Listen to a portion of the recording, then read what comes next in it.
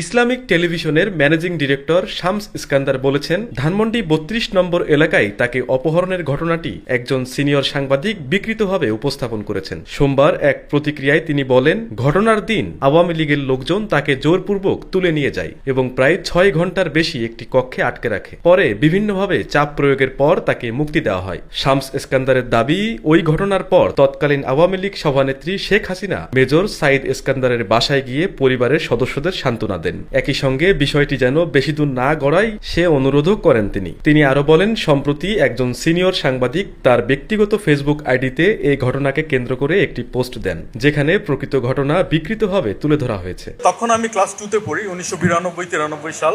আমি স্কলাস্টিকা স্কুলে পড়ি, যেটা ধানমন্ডি 32 নাম্বার ক্রস করে আমরা যেতে হতো।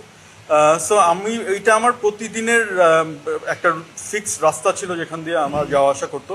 এবং সে সময় বেগম খালেদা জিয়া প্রধানমন্ত্রী হওয়ায় তার যে ব্যক্তিগত গাড়িটা ছিল, সেই ব্যক্তিগত গাড়িটা আমি ব্যবহার করতাম স্কুলে যাওয়া আসার জন্য।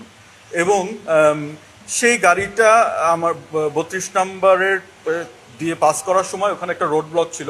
ওই রোড ব্লকে থামার পরে ওখানে যে প্রেজেন্ট ছিল নেতাকর্মীরা ছাত্রলীগের, আমার মনে হয় তারা ওই গাড়িটাকে টার্গেট করে, দেখে বুঝতে পারে যে এটা বেগম জিয়ার গাড়ি। এবং ওই উদ্দেশ্যে তারা এসে আমার ড্রাইভারকে এবং আমাকে ওখান থেকে টেনে হিঁচড়ে নামায়, আমাকে মারধর করে, আমার শার্ট ছিঁড়ে ফেলে। তখন আমার বয়স 10 বছর। আমার ড্রাইভারকে মারধর করে এবং তারপরে আমাকে 32 নম্বরের ভিতরে নিয়ে গিয়ে প্রচুর মানসিক এবং ভার্বালি আমাকে টর্চার করা হয়। আমার ফ্যামিলি নিয়ে গালাগালি, বিভিন্ন বাজেভাবে ট্রিট করা হয়। সোমবার এ বিষয়ে সাংবাদিকরা জানতে চাইলে তিনি তার নিজের অবস্থান ব্যাখ্যা করেন। শামস ইস্কান্দার বলেন, আমি যে পরিস্থিতির শিকার হয়েছিলাম সেটি ছিল অত্যন্ত ভয়াবহ, কিন্তু সাম্প্রতিক পোস্টে ঘটনাটি এমনভাবে উপস্থাপন করা হয়েছে যা বাস্তবতার সঙ্গে সামঞ্জস্যপূর্ণ নয়। আমাকে প্রায় 6 ঘন্টার মতো ওখানে বন্দি করে রাখে এবং আমার বাবা মা তখন আমি কোথায় এটা না জানতে পেরে, বিকজ আমার তো স্কুল থেকে বাসায় ফেরত যাওয়ার কথা, তো 6 ঘন্টাও যখন আমি বাসায় ফেরত যাইনি স্কুল ছুটি হওয়ার পরে, তখন তারা খোঁজ করে এবং পুলিশ ওখান থেকে গিয়ে আমাকে রেস্কিউ করে আনে। এবং যেই সাংবাদিক এই ঘটনাটা আবার লিখেছেন রিসেন্টলি, আমার মনে হয় তিনি মেইন ঘটনার পয়েন্টগুলো বাদ দিয়ে তার কোনো একটা মত এস্টাবলিশ করার জন্য সে